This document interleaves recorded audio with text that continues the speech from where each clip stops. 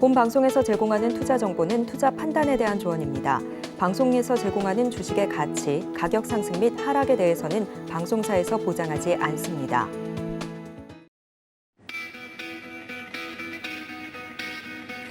안녕하십니까. 고수익작전 타임 진행의 도지엔입니다. 한 주의 시작을 알리는 월요일장 개장을 앞두고 있습니다. 지난주 뉴욕 증시 같은 경우는 이 새해 첫 주였는데 다행히 그나마 좀 오름세를 보이면서 마감이 되는 모습들이었죠. 하지만 이러한 상승세가 이번 주에도 지속될지는 미지수입니다. 이번 주에는 굉장히 중요한 경제 지표 발표들도 앞두고 있고 또 연준 의사들의 또 이야기들이 계속 나올 예정이기 때문에 시장의 변동성이 커질 것으로 예상이 되고 있습니다. 이렇게 글로벌 이슈들이 산재해 있는 가운데 오늘도 글로벌 이슈부터 국내 증시 작전까지 세워보도록 할 테니까 1시간 동안 저희와 집중해 주시기를 바랍니다. 자, 그렇다면 먼저 글로벌 이슈 자세하게 짚어주실 전문가님 먼저 모셔보도록 할 텐데요. SC 글로벌센터 김선규 소장님 스튜디오에 모셨습니다. 소장님 어서 오세요. 안녕하세요. 네, 반갑습니다. 월요일은 늘 마음이 좀 바쁜 것 같습니다. 네. 지난주 마무리도 좀 해봐야 되고 뉴욕 증시 마감된 것도 저희가 짚으면서 국내 증시 작전을 세워볼 텐데 첫 번째 바로 질문부터 좀 드리자면 이번 주 발표가 될 예정인 물가 지표 중에 CPI가 있지 않습니까? 네네. 연준이 이 지표를 굉장히 신뢰하는 것으로 알고 있는데 네. 이게 어떻게 나오냐에 따라서 시장 반응이 좀 올 것 같거든요. 어떻게 좀 전망하고 계시는지요? 일단 지금 두 가지를 보셔야 되는데 첫째, 유가는 계속 떨어질 거라고 보니까 네. 우선은 그 지금 예상보다는 하향할 것이라는 걸 어느 정도 기대를 할 수 있고 유가는 안정될 거고, 네. 그다음 두 번째로 이제 지금 봐야 되는 거는 근원 CPI를 좀 더 봐야 된다. 즉 정확히 얘기하면 지금 현재 시장에 풀려 있는 그 자금의 유동성이 어느 정도까지 이제 긴축이 되었는가, 즉 이거를 보는 게 가장 핵심이라고 볼 수 있거든요. 네. 그래서 여기에 대해서 블룸버그에서 나온 기사하고 그다음 거기에 나왔던 요 그래프를 잠깐 보시게 되면은 현재 그 12월에 나와 있는 근원 CPI 같은 경우는 대략 한 0.3% 정도로 지금 나와 있습니다. 그러니까 요거로 봤을 때는 전월인 11월에 비해서는 약간 좀 높은 편이긴 하지만 그래도 그렇게 높지는 않은 이런 모습을 지금 보여주고 있거든요. 근데 여기서 지금 중요한 거는 그 저기에서 근원 물가가 그 10월부터 해서 상당히 이제 많이 꺾인 이런 모습을 지금 보여주고 있습니다. 네. 이게 왜 그러냐면은 이게 언제냐면 8월부터 해서 이제 자이언트 스텝이 계속 들어갔지 않습니까? 그렇죠. 그래서 4회 연속을 들어갔는데 일반적으로 그 이런 그 금리 정책이 한번 나오면은 이게 발효되는데 상당한 시간이 좀 소요가 되거든요. 그러다 보니까 이게 근원 CPI에다가 바로 적용이 된 것이 아니라 대략 한 2, 3개월 정도의 시차를 두고 이게 발효가 돼서 그래서 10월부터 해가지고서 이 첫 번째 자이언트 스텝의 효과가 서서히 나타났다고 보시면 됩니다. 그래서 여기에서 보면은 대략 한 절반 정도는 이제 완전히 깎여가지고 내려갔고 그 다음에 이때 당시에 이제 그 연준이 상당히 그 적극적으로 QT를 진행했다라는 거를 일단 좀 볼 수가 있는 거죠. 그렇기 때문에 여기에서 이 금리 인상 효과에 따라서 또 다른 어떤 그 부작용이라기보다는 부가적인 효과가 어떤 게 나오냐면은 이제 페트로달러, 쉽게 얘기해서 달러하고 그다음에 이제 유가가 같이 연동이 되기 때문에 네. 금리가 올라가게 되면 결국 유가는 떨어지게 돼 있거든요. 네. 그런데 지금 현재 그동안 고유가로 갔던 그 유가들이 이제 그 지금부터 나오는 그 자이언트 스텝의 효과로 인해 가지고 서서히 떨어지고 있다는 겁니다. 그렇기 때문에 당분간의 이 기조는 경기 침체로 인한 것도 있지만은 그다음에 자이언트 스텝으로 인한 그 물가의 그 억제를 위한 금리 인상 정책이 그만큼 또 지금 주요해서 그게 먹혀 들어가는 것도 있는 거거든요. 그렇기 때문에 현재 봤을 때 12월의 CPI는 제가 봤을 때 6% 후반대 잘만 한다 그러면 6.7%대까지도 한번 바라볼 수 있는 그런 상황이 돼 있다 이렇게 보시면 되고 물론 여기에 맞춰서 시장은 어느 정도 호재로 받아들여서 좀 이 일시적으로 반등이 나올 수는 있어요. 네. 그렇지만은 여전히 인플레이션이 아직 높기 때문에 여기에 대해서는 아직 조금 긴장을 좀 하고 그러고 진행을 하셔야 될 것을 권해드리겠습니다. 네, 말씀해 주신 걸 좀 정리를 해보자면 금리 인상을 자이언트 스텝을 4번 연속 해왔기 때문에 거기에 대한 여파가 지금 시차를 계산해 보면 이제 조금씩 나올 확률이 높다. 네. 결과가 나오고 있고 유가는 안정될 거고 네. 또 시장에서 만약에 이런 오늘 말씀드린 CPI 수치가 예상보다 좀 빠르게 둔화한다면 시장은 환호할 수 있겠으나 우리는 경계심을 늦추면 안 된다. 그렇습니다. 이렇게 정리하면 될까요? 네네. 아, 그렇군요. 일단은 CPI 지표가 어떻게 나오는지에 따라서 그리고 그게 시장에 또 어떤 영향을 주는지에 따라서 저희는 또 계속해서 포트폴리오 전략을 세워 나가야겠군요. 네, CPI 발표 이외에도 이번 주 굉장히 일정이 바쁩니다만 연준 의장을 비롯해서 여러 또 연준 의사들이 이야기를 하지 않습니까? 예. 연설이 예정이 되어 있는데 저는 참 이분들의 입이 너무 무서워요. 네, 무슨 얘기를 하실지 어떤 이번에 좀 미리 공개된 회의록을 보니까 금리 인하는 꿈도 꾸지 마라. 이번 연도엔 이렇게 얘기를 한 것 같거든요. 이게 의장은 또 어떤 이야기를 할지 또 인사들은 또 어떤 이야기를 할지 궁금한데 어떻게 좀 예상하고 계십니까? 일단은 파월 의장부터 먼저 말씀을 드리면은 의장님은 결국은 금리 인상은 계속된다 쭉 이렇게 하고 그다음에 인하는 당분간은 없다. 없을 결국은 거다. 이걸로 네. 기결이 될 거라고 보고 있고 일단은 의장님이 왔다 갔다 할 수는 없으니까 그렇죠. 결국은 이제 그 의사록에 나왔던 이야기는 계속 이렇게 진행이 지켜나가겠죠. 계속 나갈 수밖에 없는 상황에 있어요. 그래서 현재 요거를 가지고 봤을 때 우리가 가장 지금 추측할 수 있는 가장 좋은 지표는 12월에 나왔던 FOMC의 그 프로젝트, 즉 정확히 얘기하면 점도표라 그런 거 있죠. 요걸 이제 보셔야 되는데 현재 점도표상 금리를 봤을 때는 최대 5.25%까지 금년은 지속이 될 것이다라고 지금 이렇게 보고 있습니다. 그래서 여기 보시면은 대부분의 사람들이 한 5%대 이상을 지금 다 점도표로 찍어 놓은 상황으로 보시면 되는데 요 점도표상에서 어떤 일이 있느냐면은 이 대부분 이 제일 높은 데가 한 5.25% 거의 5.5% 정도에 지금 찍혀 있지 않습니까? 네. 여기 이제 가장 강경한 제임스 블라드나 이런 분들이 완전 매파. 예, 완전 매파. 그분들이 이제 찍는 거죠. 그렇게 해가지고 간 거고. 그래서 앞으로 여기로 봤을 때 저는 한 5.5%까지는 아무래도 올릴 수밖에 없지 않는가 저는 그렇게 보고 있어요. 일단 여기에 나온 것보다는 약간 더 올려서 확실하게 인플레이션이 꺾이기를 바란다. 그걸 좀 노리고 있다라고 보고 있고. 그렇기 때문에 여기에서 나오는 거는 파월 의장의 메시지 같은 경우는 이제 지역 연은 총재들의 금리 인상의 완화에 대한 목소리가 서서히 나오는 것과는 오히려 반대되게 조금 더 강하게 나올 확률이 높다 이렇게 보시면 되겠습니다.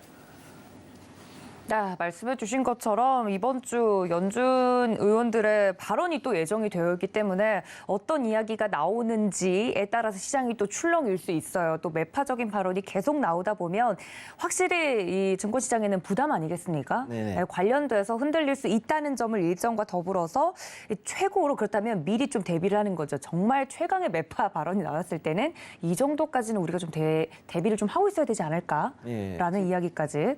네, 일단 중요한 거는 금요일에 장이 생각보다 많이 올라간 상태에서 나가있잖아요. 그러니까 다우가 700포인트 가까이 올라갔는데 그럼 이런 상황에서 봤을 때는 이게 이제 지금 현재는 보시게 되면 미국 증시가 박스권에 지금 돌입을 해 있고 그다음에 일부 나스닥이나 S&P 500 같은 경우는 오히려 지금 하락세를 조금 보이려는 그런 조짐이 좀 보이는 상황이거든요.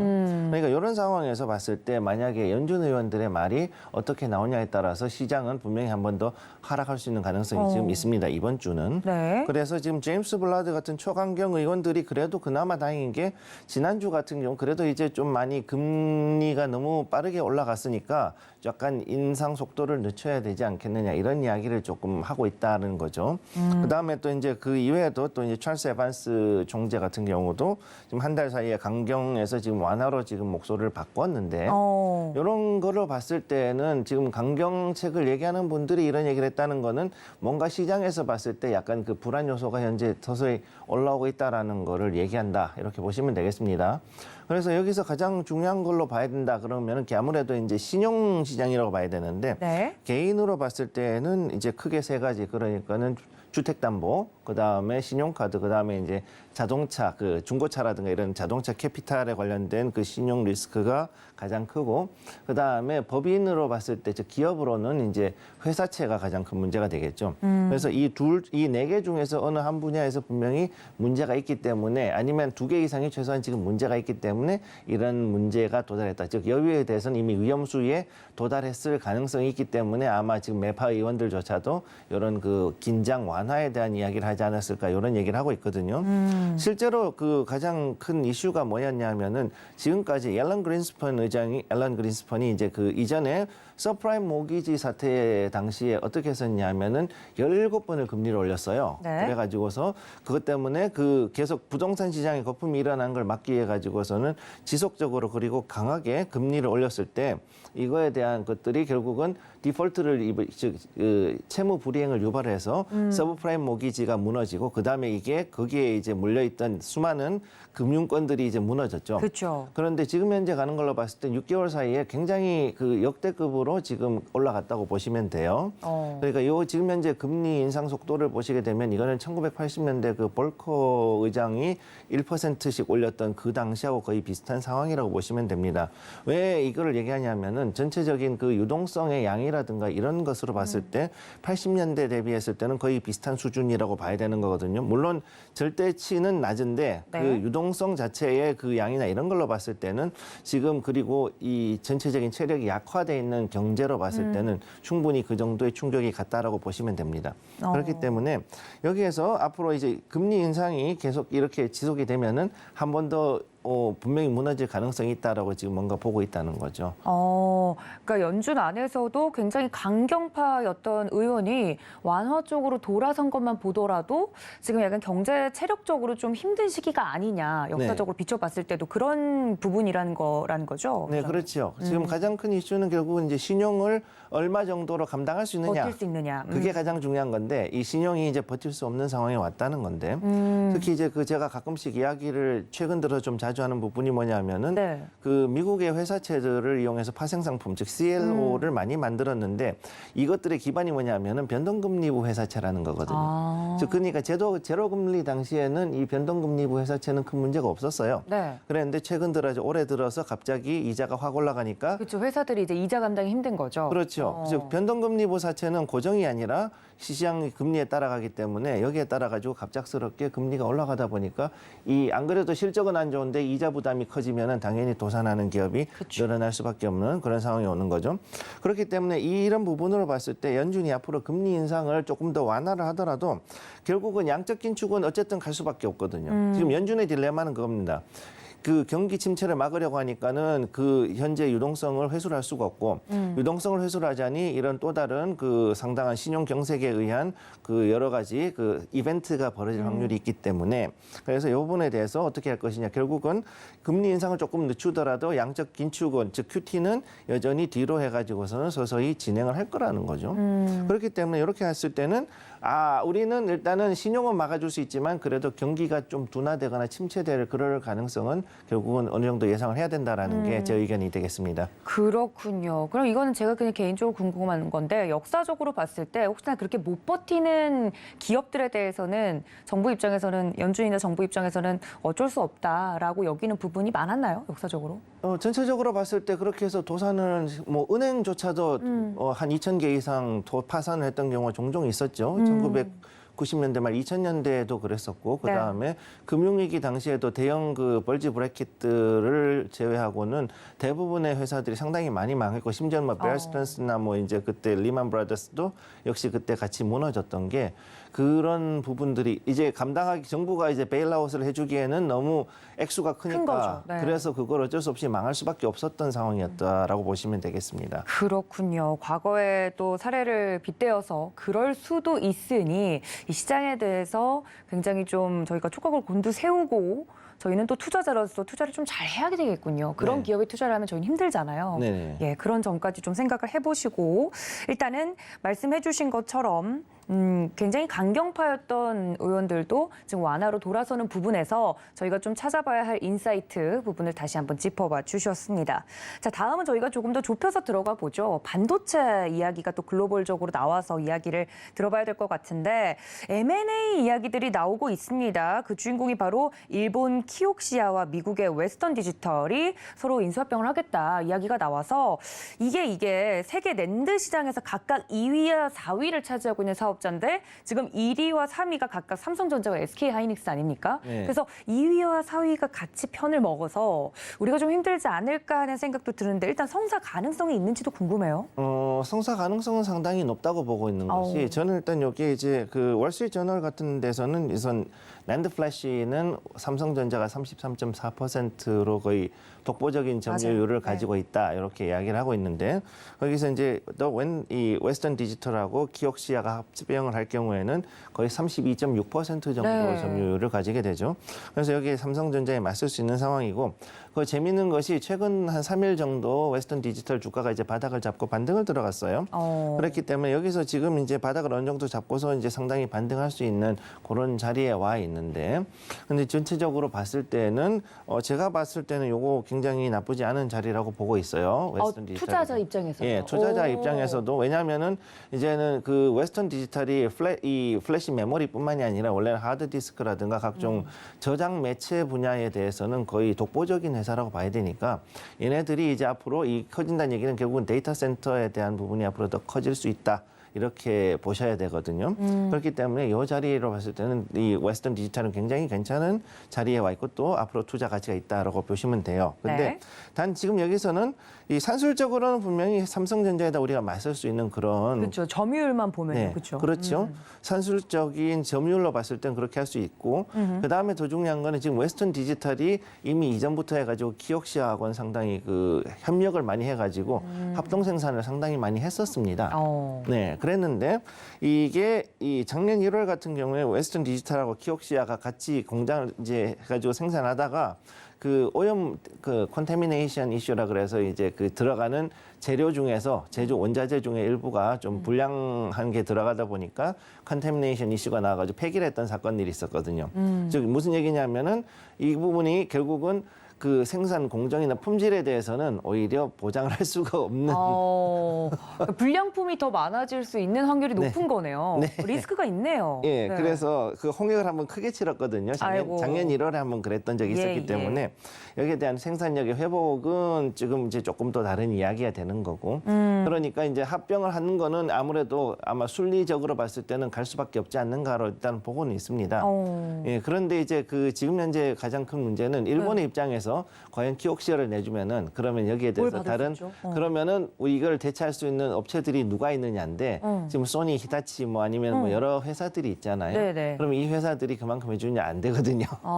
그러니까 지금 일본 입장에서도 굉장히 고민인 거예요. 이거는. 그러네요. 네, 그러면 여기에서 어떤 식으로 해결할 거냐는 네. 좀 더 지켜봐야 되는 거고.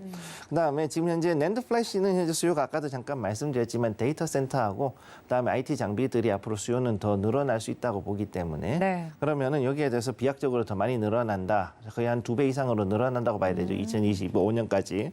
그러면은 이 지금 상태에서 삼성전자는 또 반도체 공장에다가 오히려 더 많은 투자를 지금 진행을 하고 있으니까 특히 낸드하고 그다음에 이제 신공장하고 그다음에 돈 되는 그 공정에 그쪽에다 투자를 하고 있으니까 그러면은 앞으로 충분히 앞서갈 수 있지 않을까 저는 일단 그렇게 보고 있습니다. 네. 그렇군요. 일단은 이 낸드 플래시 부분에서는 많은 분들이 잘 알고 계시겠지만 투자자분들이 최근에 굉장히 똑똑하셔서 네. D램이라든지 낸드 플래시에 대한 개념도 당연히 알고 계시지만 낸드 플래시 시장의 특성도 잘 알고 계세요. 네. 굉장히 좀 뭐랄까 소품 좀 대량 생산을 하는 분야이기 때문에 1위에서 지금 4위 중에 2위와 4위의 기업이 손을 잡았을 때 1위와 3위를 좀 차지하고 있는 삼성전자, SK하이닉스에 또 어떤 영향을 미칠지 이 인수합병 이슈를 통해서 국내 증시에 투자하시는 분들도 그렇고 반도체 업종 자체에 관심을 가진 분들도 이 이슈가 어떻게 풀이가 될지 앞으로도 좀 지켜봐 보시면 굉장히 흥미로운 이야기거리가 될 것 같습니다. 여기에 더불어서 웨스턴 디지털 같은 경우는 투자하기 굉장히 좋은 타이밍이다라고까지 힌트를 좀 드렸으니까 이 점까지 참고해 주시면 좋을 것 같습니다.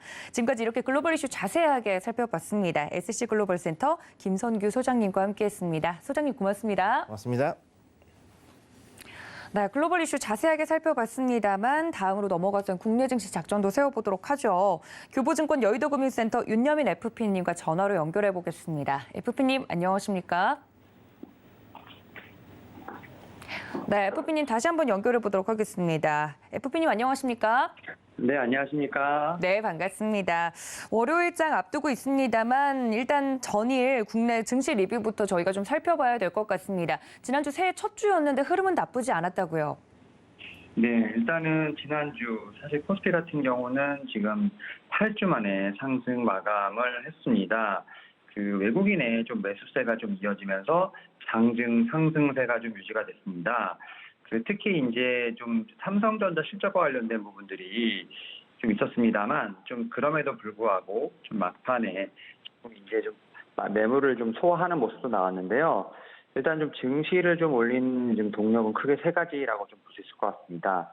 일단 첫 번째로 지금 실적에 대한 바닥론, 그리고 두 번째로 인플레이션 진정, 그다음 세 번째가 중국 효과라고 볼 수 있을 것 같은데요. 일단 실적 바닥론에 대해서는 좀 삼성전자 이 부분이 가장 크지 않을까 생각을 하는데요. 삼성전자 같은 경우는 이제 실적 쇼크가 났죠. 지금 2분기, 4분기, 지금 지난 4분기 매출 70조, 영업이익 4조 3천억 원 좀 발표를 했는데, 특히 예상보다 좀 낮은 수치라고 볼 수 있을 것 같고, 특히 이제 5조를 깨고 내려가는 영업이익에 상당히 좀 많은 충격이 있었습니다만, 결국은 이러한 측면에서 봤을 때 증시는 실적에 대한 바닥론으로 생각을 하고 상승을 했다 볼 수 있을 것 같습니다. 특히 이제 삼성전자 측은 이례적으로 첨부 자료까지 제시를 하면서 환율이라든지 반도체 가격 하락 관련된 부분으로 해서 영향을 받았다고 좀 설명을 했는데요. 결국 이제 이러한 부분을 통해서 이제 증시는 이제 올해 상반기에 추가적인 실적 하향 가능성은 보고 있습니다만, 하반기 혹은 이제 2024년 회복 가능성을 보고 있는 부분이 있기 때문에 지금 재고 소진에 대한 어떤 기간을 채우고 반전을 좀 기대한다 볼 수 있을 것 같습니다. 여기에 또 삼성전자 같은 경우는 좀 이제 투자를 축소한다. 이러한 좀 기대감이 있기 때문에 반도체 턴어라운드 기대감 분명히 있다라 말씀드릴 수 있을 것 같고요. 두 번째로 이제 인플레 진정 관련돼서는 이제 블러드의 영향이 좀 있지 않을까 생각을 합니다. 특히 이제 가장 매파적인 발언을 하는 사람인데, 이 사람이 이제 올해 2023년 인플레이션 완화에 대한 부분으로 이제 취지의 발언을 했기 때문에 이러한 측면에서 좀 인플레 진정에 대한 효과도 있지 않을까 좀 생각을 하고 있고, 마지막으로 이제 중국 효과입니다. 지금 중국 리오프닝 기대감은 좀 꾸준히 작용을 하고 있다라고 볼 수 있을 것 같은데, 특히 이제 코로나 확산 이슈에도 중국 증시는 계속해서 상승을 하고 있습니다. 올해 전거래일 상승을 하고 있고, 특히 재개방에 대한 어떤 경기 회복 기대감 상당히 높지 않을까 좀 생각을 하고 있습니다. 여기에 이제 외국인 기관 동반 매수하면서 지수를 좀 견인했다라고 볼 수 있을 것 같고요. 특히 이제 금융 투자가 오후 들어서 좀 매수로 좀 반전이 됐습니다. 특히 이제 배당 관련돼서 매물 피크를 좀 넘겨주는 모습이 나온다 볼 수 있을 것 같은데, 일단 기관 같은 경우는 어떻게 보면 좀 매수, 매도 약간 좀 엇갈리는 부분이 있습니다만, 외국인 같은 경우 좀 일관성 있게 좀 매수를 하는 모습이 좀 나오고 있습니다. 특히 이제 시가총액 상위 종목들을 좀 고르게 매수를 하고 있다 볼 수 있을 것 같고, 결국 이런 측면에서 약간 패시브 자금의 성향의 어떤 자금 유입도 제가 볼 때는 기대한다 볼 수 있을 것 같습니다. 특히 이제 블룸버그 보도를 보게 되면 동남아 매도, 북아시아 매수라는 어떤 그러한 좀 뉴스가 좀 나오고 있는데, 이러한 과정에서 삼성전자 수급도 개선되지 않았나 좀 생각을 하고 있습니다. 네, 관련돼서 국내 증시 그 이전에 리뷰를 좀 자세하게 들어봤습니다.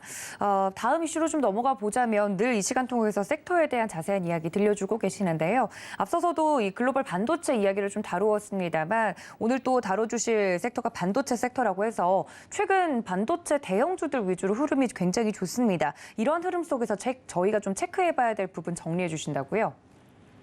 네, 일단은 이제 반도체가 사실은 올해 전 세계적으로 지금 경기 둔화에 대한 우려, 이런 부분을 해서 가장 좀 전망이 좋지 않았던 섹터 중에 하나였다라고 볼 수 있을 것 같습니다. 다만 이제 이 우리나라 같은 경우 첫 새해부터 반도체 섹터에 좀 반등이 나온다라고 볼 수 있을 것 같은데요. 사실 이제 이 여러 가지 좀 이슈가 있다라고 볼 수 있을 것 같습니다.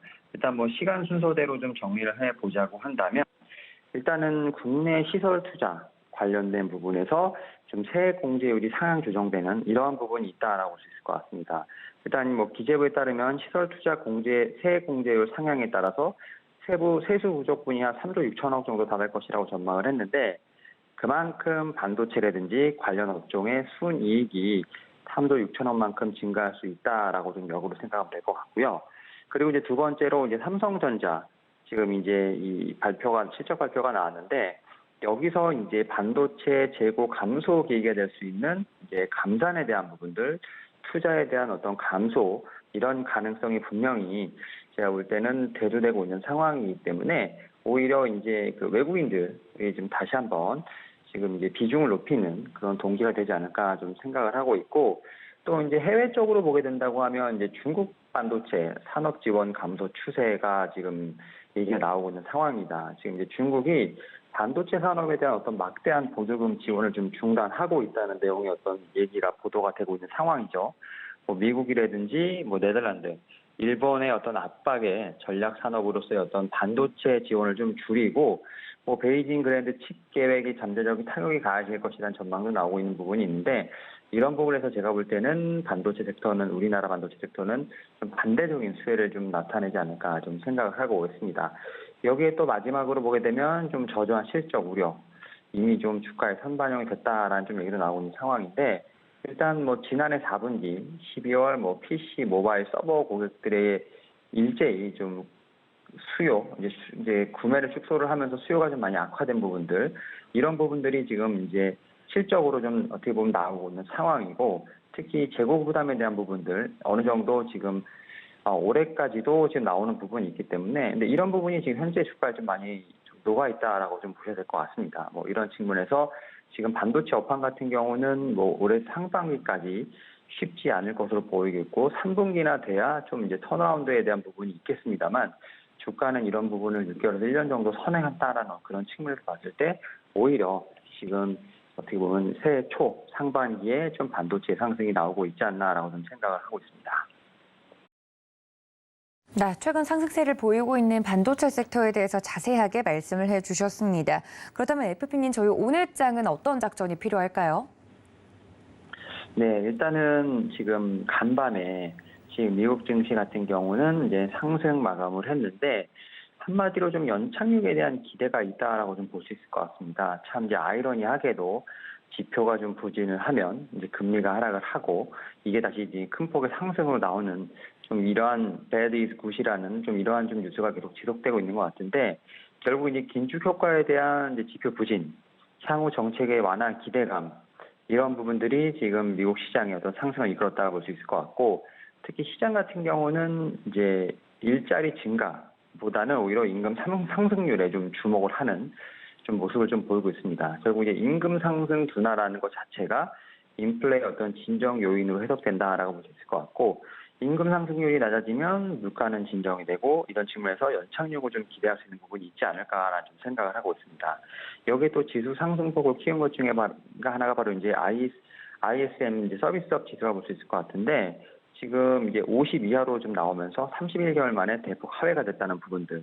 결국 이런 측면에서 봤을 때 미국 같은 경우는 연착륙에 대한 부분들 기대가 있다고 볼 수 있을 것 같고, 우리나라로 돌아오게 된다고 하면 지금 이제 작년에 강했던 리오프닝이 조금 이제 조정이 나오고 있고, 지금은 이제 뭐 반도체라든지 자동차 섹터가 좀 어떻게 보면 상승세가 나오고 있기 때문에 지금 당분간 강세 종목 섹터 유형이 좀 바뀌지 않을까, 계속해서 지속적인 선순환이 돌지 않을까 좀 생각을 하고 있고, 그러한 측면에서 지금 이제 향후에 발표되는 지수들, 뭐 CPI가 지금 제가 볼 때는 좀 추가 상승 여부에 좀 어떤 하나의 좀 지표가 되지 않을까 좀 생각을 하고 있는데, 그럼에도 불구하고 모든 섹터들이 다 지금 이제 과매도를 조금 벗어났지만 여전히 지금 낮은 밸류에이션을 갖고 있기 때문에 오히려 이제 반등 시도는 자주 나오지 않을까. 그런 측면에서 봤을 때 섹터별 순환매는 있습니다만 밸류에이션이 사실상 낮기 때문에 오히려 지금 상황에서는 실적에 좀 기반을 둔 지금 어떻게 보면 눌림목 매매가 충분히 가능한 시점이 아닐까라는 좀 생각을 하고 있습니다.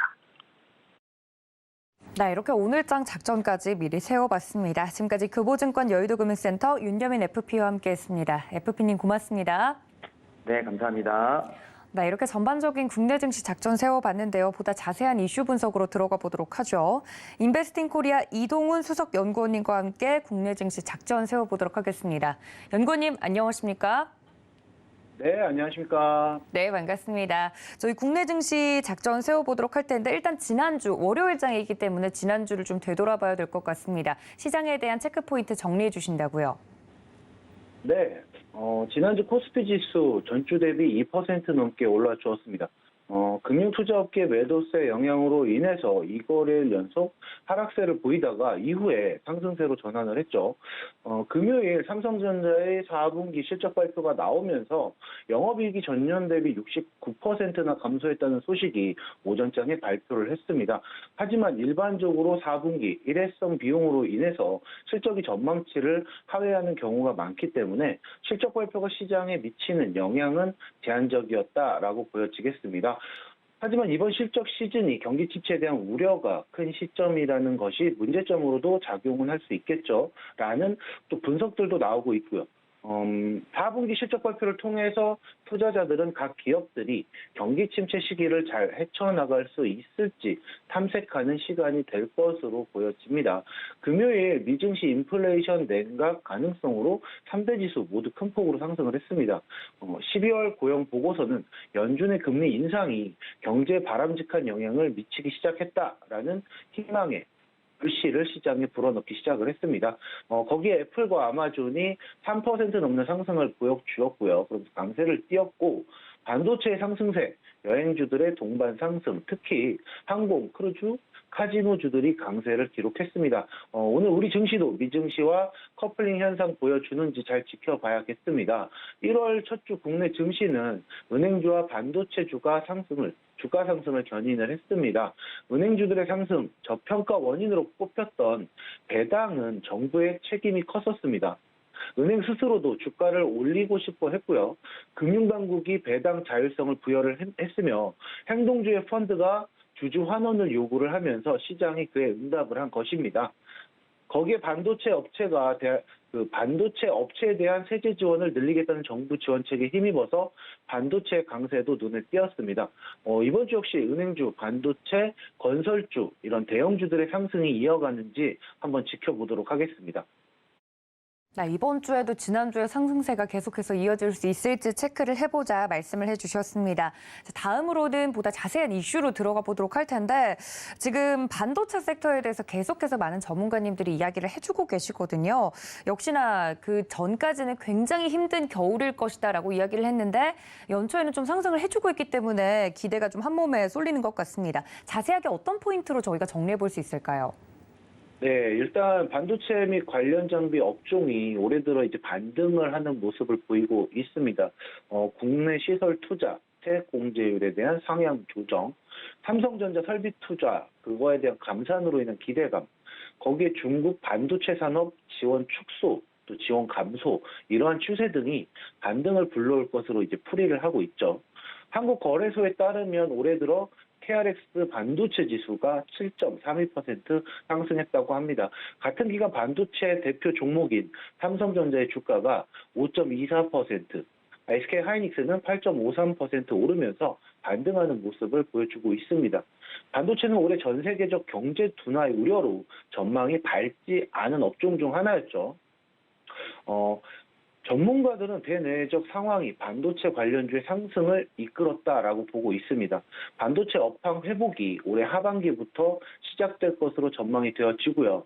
올해 2분기 말에서 3분기 초까지는 약세가 지속될 것으로 전망을 하고 있지만 3분기 이후에는 고객들의 재고 재축적이 시작이 되는 시점이 다가올 거고 4분기 수요가 회복이 되면서 가격 회복이 발생할 것이다라고 기대를 하고 있습니다. 네, 관련돼서 그렇다면 저희가 볼 만한 종목도 있는지 궁금합니다. 어떤 종목 살펴볼까요? 네, 최근 주가 상승 여력이 좀 좋은 종목, 오늘 가지고 온 종목은 원익 IPS입니다. 반도체 세제 지원 강화 방안이 발표된 이후에 원익 IPS의 주가가 심상치가 않은데요. 인적 분할로 설립된 신설 회사이며 2016년 5월에 재상장했습니다. 분할 전 회사인 원익홀딩스가 영위하던 사업 중에서 반도체, 디스플레이 및 솔라 장비의 제조 사업 부문을 담당을 하고 있습니다. 2019년 2월 원익 테라세미콘 합병으로 인해서 국내 대형 장비 기업으로 현재 도약하고 있고요.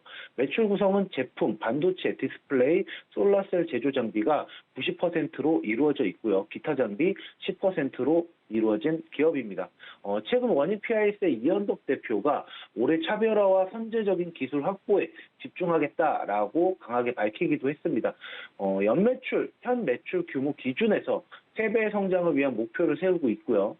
올해 어려운 경영 환경을 극복을 하면서 2030 비전 실현을 위해 선택과 집중을 강화해 나갈 방침이다라고 밝혔습니다. 지난해 R&D 산업기술대전에서 산업포장을 수상을 했고 특허 경영 대상에서 국가지식재산위원회 공동위원장 표창을 수상하는 등 반도체 산업 발전 공로를 인정받고 있습니다. 매출 역시 3년 연속 증가 추세를 보이고 있으며 올해 더 탄력적인 매출 상승이 이어질 것이다라고 기대하고 있는 이 기업. 차트를 한번 보시면 현재 전저점 21,600원을 기록한 이후에 현재 우상향 중이며 박스권 횡보를 하고 있고요. 반도체 업황 기대 부진으로 하락 추세를 보이긴 했지만 정부의 세액공제 상향 조정이 추가 이슈로 지금 탄력을 받으면서 상승하는 모습을 보이고 있습니다. 전거래 20일 이평에서 지지를 받으면서 현재 60일 이평과 120일 이평 돌파해주는 모습 보여주고 있습니다. 장기 이평선 골든크로스 기대해 볼 만한 자리고요. 외인과 기관의 지속적인 순매수세를 보이고 있는 이 시점에 오늘 장시작 후에 21일 이평을 무너뜨리지 않고 장기 이평선 위에서 상승하는 모습을 보여준다라는 모습이 이어진다는 단기적 전고점 32,650원까지도 바라볼 수가 있겠습니다. 진입가는 28,000원에서 29,000원, 목표가 32,650원, 손절가는 27,000원을 제시해 보겠습니다. 네, 오랜만에 듣는 종목입니다. 말씀해주신 오늘의 종목 원익 IPS, 원익 형제들 중 하나인 종목이죠. 자세하게 가격 전략까지 말씀을 드렸으니까 반도체 섹터 관련돼서 오늘의 종목까지 챙겨가 주시면 좋을 것 같습니다. 자, 은고님 그렇다면 저희 오늘장 작전 세워보도록 할 텐데요. 어떤 작전이 유효할까요? 네, 지난해 4분기 코스피 기업들의 실적 컨센서스가 하향이 된 가운데에서 경기 침체에 대한 우려가 반영이 되었기 때문에 박스권 장세가 이어질 것으로 한번 예상을 조심스럽게 해보고요. 하지만 미증시가 임금 상승 속도 둔화와 경기에 대한 연착륙 가능성이 부각이 되면서 상승한 점 또한 우리 증시에 우호적인 영향을 줄 것으로 전망을 해보겠습니다. 거기에 달러 약세에 따른 원화 강세폭이 확대될 것으로 예상이 되어지고요. 외국인의 순매수 기조가 당분간 이어질 것이다라고 전망을 해봅니다. 각 기업들의 실적 발표를 통해서 경기 침체를 잘 헤쳐나갈 수 있을지 탐색해보는 1월 시장이 될 것으로 보이기 때문에 기업들의 실적 현황을 한번 잘 체크해 보시기 바라겠습니다. 이번 주 이슈가 있습니다. 지표 발표의 꽃이죠. 소비자 물가지수 CPI가 1월 12일 우리를 기다리고 있습니다. 목요일 CPI 지표 발표 그리고 1월에 이어질 각 이벤트들의 지수 발표가 우리 증시 방향성을 잡아줄 주요 이벤트이기 때문에 그 결과 발표에 따라서 증시의 흐름을 잘 지켜보시면서 시장 대응을 하도록 하겠습니다. 오늘은 여기까지 하도록 하겠습니다. 네, 이렇게 오늘장 작전까지 세워봤습니다. 지금까지 인베스팅 코리아 이동훈 수석 연구원님과 함께했습니다. 연구원님 고맙습니다.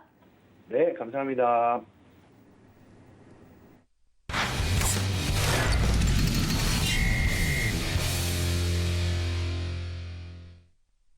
네, 시장에 대한 보다 날카로운 분석 시간을 가져보도록 하겠습니다. 글로벌 파트너스 이성웅 이사님과 함께 보도록 하겠습니다. 이사님 안녕하십니까? 네, 안녕하세요. 네, 반갑습니다. 첫 번째 질문부터 드리도록 하겠습니다. 시장과 또 종목에 대해서 이야기를 자세하게 해주고 계시는데 지난주 시장을 보면 수급적으로 변화가 굉장히 뚜렷했습니다. 주요 매수 업종과 종목을 짚고 넘어가 주신다고요? 네, 저번 주 시장이 어찌 보면 특이한 흐름이 확실히 나타났다 보니까 한번 짚고 가는 거겠고요. 이 특이한 흐름이라고 하면은 시장에서는 작년 말, 그러니까 올해 초에 넘어오면서 개별주의 강세를 예상을 했었고 시가총 상위주들 중에서도 반응은 4분기 실적 발표 기점으로 좀 나올 거라는 생각을 했었어요. 저번 주에는 삼성전자 실적 발표가 있기는 했지만 그 이전에 이미 감산의 가능성을 열어두고 반도체 업종 먼저 반등이 나오기 시작을 했었고요. 그리고 4분기 실적이 나오면서 그 부분을 확인하고 실적을 보니까 이 또한 감산이 필요한 수치의 실적이 나왔습니다. 그러면서 추가 반등이 나타나는 점을 우리가 확인할 수 있었습니다. 그리고 작년에 소외되었던 자동차 그리고 은행 업종의 수급이 유입되는 모습을 확인을 할 수 있었고요. 자동차는 12월 자동차 판매 데이터를 봤을 때 도요다와 시장 점유율의 격차가 벌어진 점, 그 점에 또 초점을 맞춰서 빠져있는 종목들에서 반응이 나오는 모습이었고요. 은행 업종 같은 경우는 이 부분이 성장이 확 나아진다라는 구조는 비록 크게는 없지만 미국에서 금리 인상의 기조 같은 경우를 유지를 하는 측면, 그 부분은 일부 보탬이 된 것 같고요. 가장 크게 영향을 미친 거는 배당 성향의 변화입니다. 분기 기준 배당이라든지 그런 부분의 정책을 발표를 하면서 소외된 은행 업종이 주가가 또 강한 반등이 나타나는 모습이었습니다. 은행이라든지 자동차는 업종이 동반해서 움직이는 현상이 나타나고 있고요. 그 업종 내 종목들이 함께 움직이는 현상, 그다음에 개별 업종 내에서 종목이 움직이는 현상도 있습니다. 업종 내에서 종목들이 전부 다 움직이는 게 아니라 특정 종목이 월상이 있으면 그 종목만 움직이는 현상도 함께 더해지고 있어요. 지수만 보자면 좋은 장인데 개별 주군이 강하지 않다 보니까 좀 소외를 느끼는 그런 투자자분들도 많을 것 같은데요. 그럼에도 불구하고 지금 시장 같은 경우는 특정 포인트가 있다고 하면 그 부분이 주가의 반응으로 이어지기 때문에 너무 서두르시지는 않아도 될 것으로 보입니다. 중국의 그런 변화들이죠. 제로 코로나 정책을 기반으로 이제 리오프닝 단으로 넘어오는 중반 단계 이 정도 수준에서는 미국 시장의 반응을 보더라도 지금 리오프닝과 관련된 업종들, 카지노, 여행, 항공 이쪽이 확실히 주도군으로 강세를 나타내고 있습니다. 우리나라 같은 경우도 그러한 종목들 이제 4분기 실적에 돌입을 했을 때 변동성은 커질 수 있는데 실적의 부진을 통해서 만약 시장에 조정이 나타난다고 하면 그런 종목들은 매수 대응을 하는 게 맞다라는 시각이 있고요. 구체적인 기준으로는 4분기 실적 같은 경우 리오프닝 군 같은 경우는 레저라든지 항공 같은 경우는 실적 예상치를 상회할 것으로 보입니다. 왜냐하면 그만큼의 매출의 발생 요인이 존재를 하다 보니까. 그런데 연세라든지 그리고 화장품 같은 경우는 4분기 실적까지는 부진을 할 수 있어요. 이미 실적에 대한 눈높이는 낮아진 상황인데 그런 낮아진 눈높이임에도 불구하고 그 수치 대비 한 10% 정도가 또 덜 나온다라고 하면 주가의 하락은 한번 크게 나올 수 있습니다. 어느 정도의 실적이 나오는지 체크를 하면서 매수 대응의 시각을 열어놓는 게 필요하다라는 결론이겠고요. 또 하나의 중국 부분과 연결을 해보면 중국의 제품 재고 변화죠. 스마트폰의 재고 변화라든지 철강의 재고 변화, 그러한 변화 시에 수혜를 볼 수 있는 종목에 주목을 할 필요가 있겠습니다. 이게 왜 주목을 할 필요가 있냐고 하면은 지금 중국의 경기 지표 상황, 그 다음에 리오프닝을 해 나가는 단계에서 경기 부양책 같은 경우가 지방을 중심으로 소비 촉진 쿠폰 같은 경우가 나가고 있는 상황이고 도시 같은 경우는 본격적인 그런 경기 부양책을 내놓을 가능성이 높습니다. 그렇다 보니까 우리가 경기 부양책의 가장 큰 목적은 수요의 진작이에요. 소비의 진작. 소비의 진작 부분이 이제 직접 연결된다고 하면은 우리가 제품단에서 지금 재고 이슈가 되고 있는 그런 군들은 좀 올해 같은 경우는 재고가 줄어드는 요인이 나타날 거라고 보고 있기 때문에 이와 관련된 종목을 체크하고 갈 필요가 있겠습니다. 네, 관련돼서 그렇다면 저희가 오늘 볼만한 특징적인 종목 어떤 종목일까요? 네, 종목은 삼성전기를 말씀드리겠습니다. 작년에는 썩 컨디션이 좋지 않은 종목이었죠. 가장 중심으로 발목을 잡고 간 게 중국의 스마트폰 재고였습니다. 이 부분이 변화가 된다고 하면 주가는 좀 턴을 할 수 있겠고요. MLCC 가격, 중국의 스마트폰 재고와 주가는 상관관계가 높습니다. 의미는 뭐냐면 중국의 스마트폰 재고가 줄어들면 MLCC 가격 같은 경우가 당연히 반등이 나오는 구조겠고, 그렇게 되면 삼성전기 기준으로는 매출이랑 영업이익이 올라가는 효과가 있기 때문에 주가는 선행해서 반응을 하게 되는 그런 측면이 있습니다. 재고가 줄어들고 소비가 진작되는 부분, 즉 중국의 경기 부양을 중심으로 해서 이 부분이 소비까지 촉진이 된다고 하면은 주가 같은 경우는 작년과는 확실히 다른 모습을 보여줄 수 있어요. 이 특성을 기억을 하고 이제 중국 같은 경우가 여행 상품 개설이라든지 해외여행이 가능하게 이런 식으로 풀리는 환경이 지금 리오프닝 단계에는 먼저 나타날 것으로 보입니다. 그리고 춘절이 지나고 나서는 확진자가 증가함에도 불구하고 리오프닝을 계속 지속한다면 이제 경기 부양책까지 이어질 수 있음을 우리는 생각을 하겠습니다. 최근에 가격 흐름은 13만 7천 원에서 14만 7천 원대 가격 흐름이 나타나고 있습니다. 이 가격대 흐름은 기존의 가격 대비해서 한 단계 더 고점을 높여가고 저점을 높여가는 그러한 주가가 한 단계 더 상승할 수 있는 흐름이 나타나고 있고요. 이런 가격 흐름 상에서는 추가로 또 고점을 높여가는 흐름이 나올 가능성이 높습니다. 그 점을 염두에 두고 가격 접근은 14만 원대 접근 가능하다는 결론이겠습니다. 네, 자세하게 이렇게 특징적인 종목까지 만나봤습니다. 삼성전기 말씀을 드렸고요. 자, 다음 이슈로 넘어가 보도록 하겠습니다. 4분기 실적 시즌이 시작이 됐습니다. 삼성전자와 LG전자 잠정 실적 발표한 가운데 여기서 저희가 주목해야 될 점도 정리를 해주신다고요? 네, 4분기 실적 시즌이 도래를 했어요. 이 실적 시즌 안에서 우리가 생각해야 될 부분은 우선은 예상 실적 추정치가 낮춰져 있는 업종을 체크를 할 필요가 있습니다.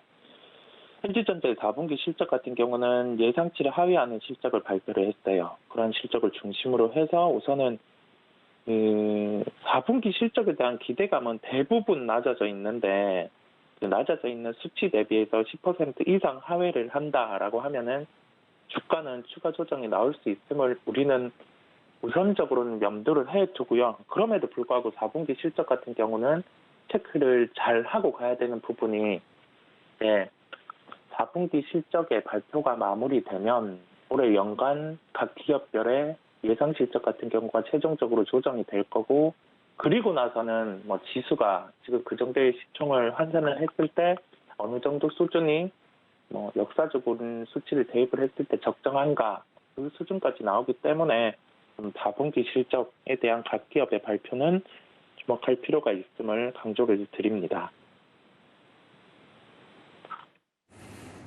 네, 관련돼서 그렇다면 실적과 관련한 오늘의 특징적인 종목 어떤 종목일까요? 네, 종목은 대한광통신을 말씀드리려고 합니다. 대한광통신은 광섬유와 관련된 제품을 생산, 판매를 하고 있습니다. 이 광섬유 같은 경우는 통신인프라 투자, 이쪽과 연계해서 수요라든지 그 부분이 좀 촉진이 될 수가 있겠고요. 최근에 유럽이라든지 미국 같은 경우 광섬유에 대한 수요가 공급을 넘어서다 보니까 해외 기업 같은 경우에 주가 반응이 먼저 나타난 모습이에요. 대한광통신 같은 경우도 가격적으로는 3,480원대 고점 형성 후에 그 가격 대비해서는 20% 정도 조정이 나와 있는 상황이기는 합니다. 그런데 우리가 광섬유의 최근 가격 추이, 그다음에 수요처 같은 경우에서 공급을 넘어선 수요 흐름 이 부분을 대입을 해봤을 때는 실적이 일회성이 아니라 1분기까지는 최소한 연속될 가능성이 높을 것으로 보이고요. 작년 우리가 변압기 사이클, 수주를 기반으로 한 사이클의 주가 흐름을 봤을 때 그와 유사하게 올해 같은 경우는 광섬유 이쪽에 주가 같은 경우가 강세 가능성이 높을 것으로 보입니다. 지금 구간 같은 경우는 최근에 기관의 수급의 변동성으로 인해서 주가 같은 경우는 어느 정도 매수를 해 범직한 구간까지 조정이 나와 있고요. 가격 접근 같은 경우는 2,860원대 접근 가능하다는 결론입니다. 네, 이렇게 그 실적과 관련돼서 오늘의 두 번째 종목인 대한광통신까지 만나봤습니다. 이슈와 종목에 대한 이야기 여러분들 장전에 챙겨가 주시면 좋을 것 같습니다. 지금까지 글로벌 파트너스 이성웅 이사님과 함께했습니다. 이사님 고맙습니다. 네, 감사합니다.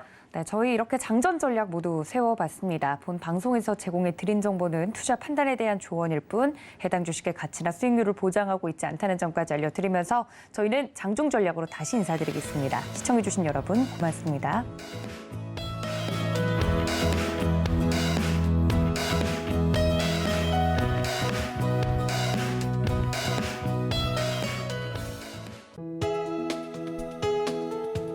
본 방송에서 제공하는 투자 정보는 투자 판단에 대한 조언입니다. 방송에서 제공하는 주식의 가치, 가격 상승 및 하락에 대해서는 방송사에서 보장하지 않습니다.